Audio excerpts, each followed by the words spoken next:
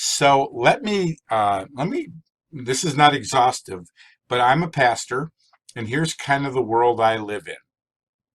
What resources do I regularly go to?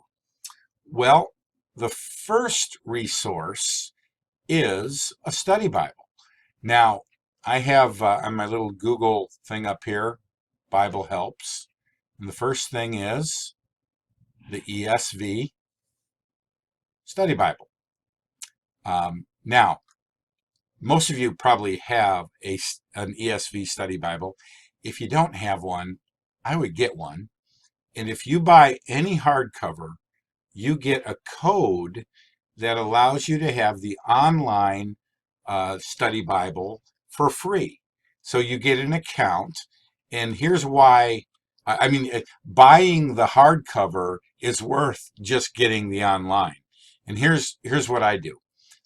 Let's say we're going to study Matthew, so you can navigate to Matthew, and you want to go to chapter 5. Now, I have opened the text, but also two columns. And in this column, I have the ESV study notes. And in this column, I actually purchased the MacArthur study notes. So whenever I'm studying a passage, the first thing I do is I read it, and then I check with what the ESV has to say, and then what John MacArthur has to say. We've got stuff about salt and light of the world and losing saltiness and so forth. So right there, you have at least study note material. Now, the other thing that the study Bible does is it has an introduction to the Gospel of Matthew. So here, if you click on the introduction, you're going to get all this good stuff about the author and the date and the theme and the purpose and the background and the timeline and the history of salvation and literary features and virtually everything that this assignment is asking for. There's a map. So then the same thing in the MacArthur Study Bible. There's an introduction to Matthew's Gospel. So what I will do is, just for this class, I will cut and paste the introductions to Matthew's Gospel from both these study Bibles and make these resources available to you just in case you don't have these study Bibles. But sometimes professors are very cautious. They're like, don't consult the study Bible. And I think it's just a wealth of information. So right there, if you have this resource, you already have study notes, which are commentaries, and two introductions that will cover a lot of information. Well, let me give you some more. A site that I go to a lot is a site called Monergism, monergism.com. It has a wealth of sermons and commentaries and articles. So let's just click on introduction. I think I spelled it wrong. Introduction to Matthew. And look at this. We have introduction by David Malik, introduction by Daniel B. Wallace. I've seen this one before. It's huge. Everything you've ever wanted to know about Matthew and more. Just look how long this is.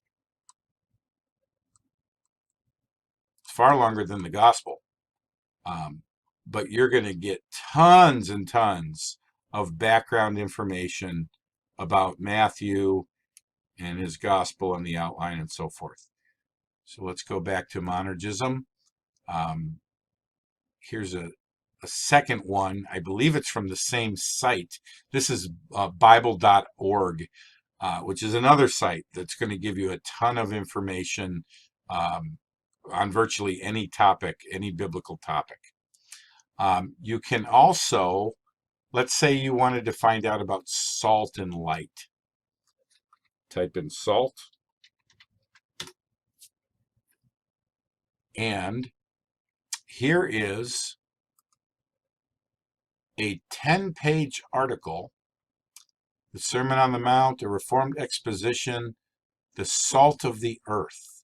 So here you have 10 pages of scholarly work on salt. So monergism is a huge site to go to.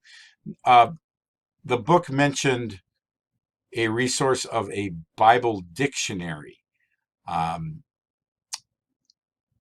Bible dictionary that I use is the Holman. So the free Holman Bible dictionary can be found on studylight.org. And the way this works is you can type in, for example, well, here I already typed in Matthew, the Gospel of Matthew. It's going to give you a much shorter article than an introduction to a study Bible, but a fairly decent summary of Matthew's Gospel in an introduction. Couple other places that I go to, don't mind that guy. I like to check in with John Piper. So let's find out what Dr. Piper is up to. Desiring God. All of his sermons are listed by scripture. So if you went into Matthew chapter 5, now remember being here, he covers all the Beatitudes and then he skips over to the other passages, but he doesn't cover salt and light. Sometimes you do your research and you miss exactly what you're looking for. But the other thing about this site, there's not just sermons. I'm preaching through 2 Samuel, and I had a theological question about David's sin. He was forgiven, yet still punished for the rest of his life. And I wanted to know theologically what's going on there. So I typed in David's sin, and here the consequences of forgiven sin. And here's an article by Dr. Piper. It really addressed exactly what I was looking for. So that is another resource. There's also Grace to You, which is John MacArthur's site, and all of his sermons would be listed by scripture, date, title. So you would go to Matthew and you're going to find a lot of information on Matthew. So hopefully these are at least a good start of resources. So far, all of them free online except for the ESV and MacArthur Study Bible. But hopefully that'll get you started. And there is a discussion board this week. Take a look at it. I look forward to reading your post. God bless. Have a great day.